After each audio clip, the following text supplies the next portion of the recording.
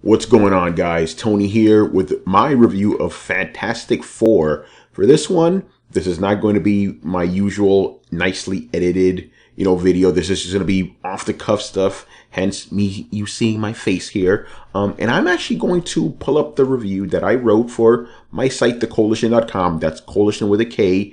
I'm just going to look at my review here and just talk about it. I'm not going to read it. I'm just going to talk about what you have here. So, yeah, I'm a huge fan of the Fantastic Four. I know a lot of people are not fans of the franchise, but I love it. I love the whole aspect of these people, normal people essentially given extraordinary powers, and they go off and explore places that are unknown.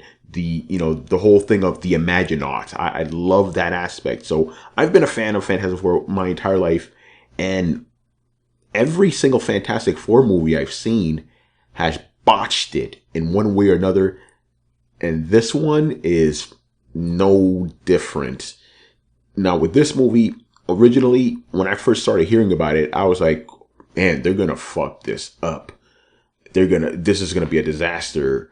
Like, I don't know what they're doing, especially with Dr. Doom. He was a computer hacker or something like that. That containment suits. I'm like, yeah, a grim and gritty take. I'm like, oh yeah, this is going to bomb. And then I was actually like, I hope this thing bombs so Fox can lose the rights to it and give it to Marvel because it's just going to fail. Then I saw the first trailer and I was like, oh, wait, hold on. This is Ultimate Fantastic Four. I love Ultimate Fantastic Four. That's grim and gritty, and I accepted that. So if the movie is going in that direction, fine. I still didn't like what was going on with Doom. But I'm like, okay, if this Ultimate Fantastic Four, if this is and they, and I read interviews after that where they were like, okay, we're trying to make this a hard science fiction movie. We want to go in the direction of body horror, David Cronenberg type stuff. Cool. Let's go. I can dig it. I think there were 2 trailers that were released and I liked them both. I'm like, okay, this is cool. Then last week, man, actually, no, not last week, earlier this week, they broke embargo. I think some of the big trade magazines, and they were like, this movie is kind of a disaster, guys. At first, I was like, okay, maybe I'm going to take this with a grain of salt because these are publications that aren't really friendly to geeks. I talked about this in one of my previous videos. I guess I'll link it here or something. I kind of dismissed it, but then actual reviews came in from credible places like, Comic Book Resources and Newsarama and IGN, places I trust. And I'm like, they're all saying the same thing. And yeah, they were right. Okay, I want to preface it with, I didn't hate this movie as much as other people hated it, but I don't like it either because it's not a very good movie. There's so much wasted potential here. Yeah, I know I'm not staying on track, but it's just hard. It's very hard because it's just like, oh my God, what's wrong with you guys? And it's kind of ironic that I haven't gotten to the main part of this review yet because this is how the movie was too. It took them a long time for them to actually get to the accident. But let me not get ahead of myself. So yeah, this is based on the ultimate version of, the Fantastic Four. And in that version, they didn't go into space and get hit by cosmic rays and gain these powers. It was a teleportation accident. This movie, same thing. Reed Richards invents the teleporter. They go through, to the other side and gain powers. That's a little different because in the comic book, they basically activated the teleporter, which was supposed to go to the end zone, not Planet Zero, like in this movie. And they get teleported to various parts. And since Victor Von Doom or Victor Van Dam in the Ultimate Comics tampered with the settings, it basically brought the heroes back as different versions of themselves from alternate universes, not their minds, just their bodies. For example, there's a version out there where Ben Grimm is a rock monster, so he came back as a rock monster. Same thing with Reed Richards, all that stuff. In this one, they simplified it, just like I predicted they would simplify it. They go to Planet Zero, and they get hit by some weirdo Planet Zero radiation or something and gain powers. Yeah, whatever. The teleportation angle was okay. I didn't have a problem with that. But again, they simplified it because it's a movie. They have to do that. So, yeah. Now, here's the thing. One of the things about Fantastic Four is they're the first the first family of Marvel for a reason. It's a book not about these people that just came together randomly, because of circumstances or fate. They're a family. Johnny Storm, Susan Storm, their brother and sister. Reed is going out with Susan, and Ben is friends with Reed. They're all a nice, tight family. This movie just expected you to know that and didn't actually do anything to actually make you accept or believe that they were a family. They just didn't even feel cohesive. Shit, Ben Grimm, I think he talked to Susan like one time in the movie at the end. It like the whole family dynamic was completely botched. They give you a hint of it, but it just wasn't. They just didn't follow through with it at all. None of that was there. The tone of the movie was completely inconsistent.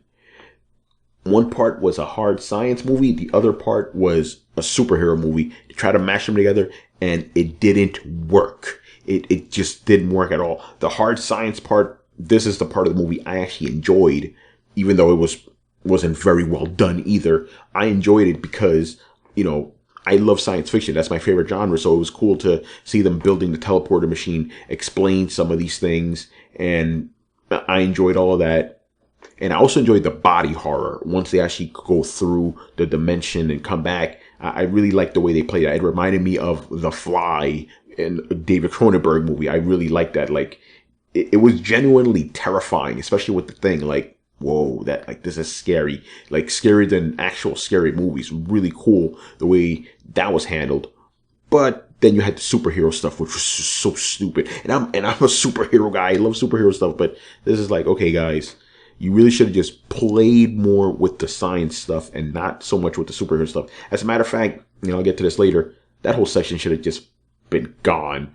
The other thing about Fantastic Four is it's a franchise that's supposed to be about limitless possibilities, exploring new worlds, all that stuff. Imaginauts, like I said before. None of that here.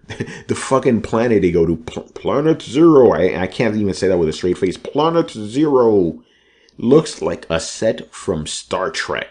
And I'm not talking about good Star Trek. I'm talking about old school Star Trek. Like, it looked like they beamed down to a shitty rock planet. It looked like there was nothing inspiring about it. They didn't even bother explaining what this planet was about because it kind of goes through two phases.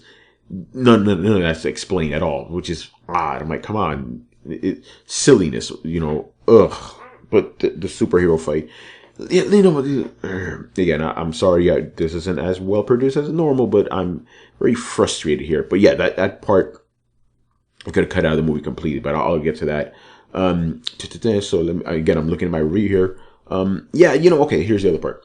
So the franchise is supposed to be about, limitless possibilities, opening boundaries, all that stuff. And this movie felt very enclosed. It mostly took place inside of a laboratory or a military facility or the shitty Planet Zero. And it just felt very claustrophobic, which is a feeling you shouldn't have with the fucking Fantastic Four. It should be wide open and anything can happen. Just very closed in. I mean, the movie even took place, parts of it in New York, and you knew it was New York because they looked out a window and saw the skyline. That's it. Ridiculous. And even the way the movie was filmed was very, like, dark and drab. Like, somebody went overboard with the color grading at the end of this. Like, why did you just tone down all the colors? I'm not asking for this movie to be so bright or whatever, but it really needed it didn't need to be so dark. But again, they're trying to be grim and gritty with all this stuff.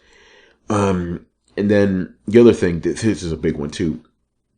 One of the things that helped superhero movies gain credibility was the fact that they were actually able to pull off special effects in a very good and convincing way. The special effects in this movie looked like shit. They looked bad. They looked like something from 1999. Like, especially Reed Richards. Now, I don't know if it's because the stretching, if that stuff is just a goofy power to convey in general and won't work. But I still think they could have done it better. And especially because Johnny Storm, when he flame on, he actually says that ignited. He looked like a freaking cartoon. Like, it looked like he was just a very well animated cartoon. The thing looked okay, but when he was around other people, he looked completely out of place. The green screen in the movie was off too during a lot of scenes.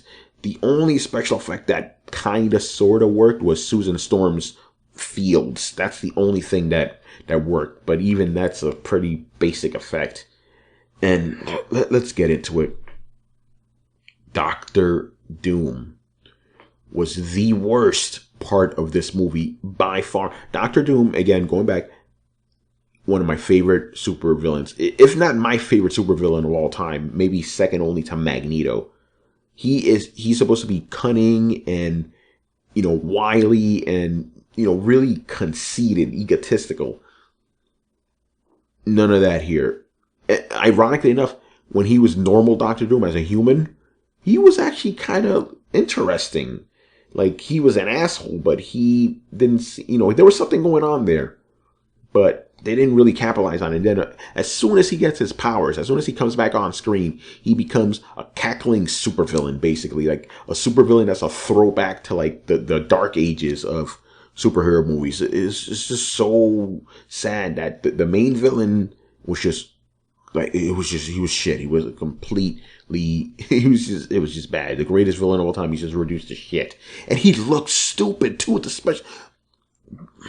Okay, so he's running around just like I'm Doctor Doom, but you never see his lips. The lips don't even light up to say that he's talking. It's just like, it's stupid. It's ridiculous. He looked dumb. He didn't inspire any of that like sense of awe and menace that he's supposed to. I may even say the Doctor Doom from the Jessica Alba movie was better, and that's bad because he was shit in that too. All right, let's go back. The entire third act of this movie could have been completely gone. The whole superhero part, and I know this sounds a little bit weird because this is supposedly a superhero movie, right? You could have done the whole movie without that. I think it would have been much more interesting if the movie would have completely chucked that out the window and instead focused on the science aspect. They build this teleporter, it goes wrong, and now they have to live with these powers. Or not even powers. Don't treat them as powers. Treat them as a condition. They have to live with these conditions and really get to the heart of the, what they're feeling emotionally with these abilities, and also how they work. Get into the minutia of how they work. None of that here. They, like I said, they just seemed like they just threw this thing in there just for the help. Like, we need to have a superhero battle. They could have gotten rid of all that. And there was also the aspect of they're using Johnny Storm and Ben Grimm as weapons of war. That's a really interesting plot line they could have explored that they didn't. I mean, not to get into how they should have made this movie. I'll probably save that for the spoiler alert, which I do on my site. But basically, I think it would have been more interesting if the main conflict that they needed to overcome, or the main obstacle they needed to overcome, was the fact that, hey, when they came back through the teleportation itself caused a problem that would destroy Earth, and they need to figure out how to stop it. They already hinted that, hey, if this thing would have went wrong, there would have been a black hole that would have destroyed the entire planet. It would have been more interesting if they went down that route. They could have had Doom in there, but don't have him actually do anything. Maybe he's just knocked out the entire time or something like that. Or maybe he could even try to help them out, and maybe along the way, maybe in the second film, he could start turning evil, but didn't. Again, no real sense of trying to use their imagination here. Now, I know I've been saying a lot of negative things about the movie, but it wasn't a completely, shitty experience. The actors, despite the fact that they were working with really terrible dialogue, were actually really good. I can't say there was one actor in this that I was like, oh, yeah, they don't fit at all. Even the guy who played Doctor Doom was alright. Even though he's not classic Doom, he was okay. I liked Reed Richards, the guy who played him. They were all good. Michael B. Jordan, they were really good. But it's in one of those cases where, for example, remember Superman Returns with Brandon Routh? Brandon Routh, great Superman, terrible Superman movie. Same thing here. Really good Fantastic Four, bad Fantastic Four movie.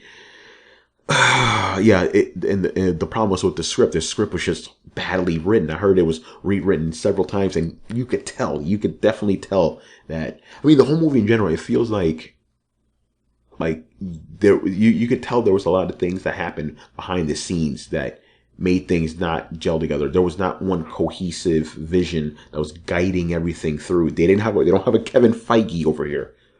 Whew, boy. So yeah, none of that. The whole. Yeah, so yeah, again, the whole hard science thing was really cool, but they didn't go with it as far as they could have. And same thing with the body horror. I really would have. The body horror thing was probably my favorite part of the movie. The scenes where Reed sees himself all stretched out and Ben Grimm is a fucking rock monster. Love that stuff. They really could have. That's probably the best part of the movie. They really should have went more in that direction, but not enough of that. Not enough of that. But yeah. Oh yeah. The other last thing is, again, a lot of what you're hearing on the internet, while most of it is justified, I still think there is still a good chunk of bandwagon hating. And you know how it is. It's like people are like sharks. They smell blood on the water, so they're going in on this movie as hard as they can. But at the same time, with that said, it's not that good of a movie. And I personally cannot recommend this movie unless you are a super hardcore Fantastic Four fan, or if you are a comic book fan and just want to be part of the conversation. Besides that, skip this movie. Save the money. Go buy some essential Fantastic Fours. Jack Kirby run. As a matter of fact, while I'm talking to you, buy Marvel Essentials. They're big hardcover. They're big black and white books. They have all the Jack Kirby run, which is great. The run that John Byrne did, which is my personal favorite, fantastic. Check that out. The one by Mark Waid and Mark Waringo was also good. Jonathan Hickman. There's a lot of really good Fantastic Four books that you could read instead of watching this. And the last thing I want to say is this. Basically I said, hey, originally I was like, hey, I guess, if this movie fails, Fox is gonna, Marvel's gonna buy the rights back from Fox. That's not how it's gonna work. Fox is just going to let this thing expire, and remember, when the license expires, it'll just revert to Marvel naturally. They won't have to pay a cent for Fantastic Four. So I think in the future, we're going to probably get a decent depiction of the Fantastic Four where Marvel gets their hands on it, because this is what's going to happen. No way is Fox going to make a sequel to this. This movie cost $120 million to make, which is ironic because it doesn't look like it costs that much. It looks like it cost $50 million. So it looks really cheap. It costs $120 million, and I think it's going to make maybe 20 or 30 million in the opening week. Yeah, Fox, no way they're making a sequel to this. The only way they could retain the rights is if they make another Fantastic Four movie. Since I don't see that happening, I'm pretty sure the rights are going to revert to Marvel. And since we're on this subject, I think this is what's going to happen. I don't think Fox is going to, throw out a Fantastic Four movie right away, especially since we know what they're doing until 2020. We're not going to see that happen. Actually, 2020 is around the time the rights would revert back to Marvel, but I digress. So what I think Marvel is probably going to do is they're going to probably have members of the Fantastic Four show up in Marvel movies, and if people like them, they'll eventually have them in their own movie without being weighed down by an origin story. So that'll be good. So while this movie is bad, I think it's not a godsend, a galactus send, that it's not going to be a success, because we're going to get Marvel to give us a real Fantastic Four movie. I mean, that's not 100% written in stone, but that's what I'm guessing right now. So that's it. That's my quick review. Actually, not quick. I've been rambling here. That's my review of Fantastic Four. Yeah, Fox, man. All right, guys. So, thank you for watching. Make sure to subscribe. I know this was a little bit of a low-key kind of episode and not producing and that stuff, but I just wanted to get this out to you guys as fast as possible. So yeah, subscribe to my channel. I'm going to be having videos for you, at least 2 videos a week, maybe 3, maybe 4, who knows, but minimum 2 every single week. We're going to talk about comics and comic book movies. Anything comic related, we'll talk about it here. So once again, Tony Polanco, and I will see you all next time. Later.